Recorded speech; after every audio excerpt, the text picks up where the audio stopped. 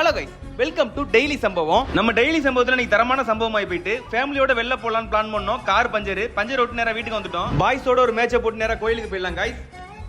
கோயிலுக்கு வந்து சேர கரெக்டா 12 மணி ஆயிட்டு. இந்த கோயில் தான் நம்மளோட குலதெய்வ கோவில்.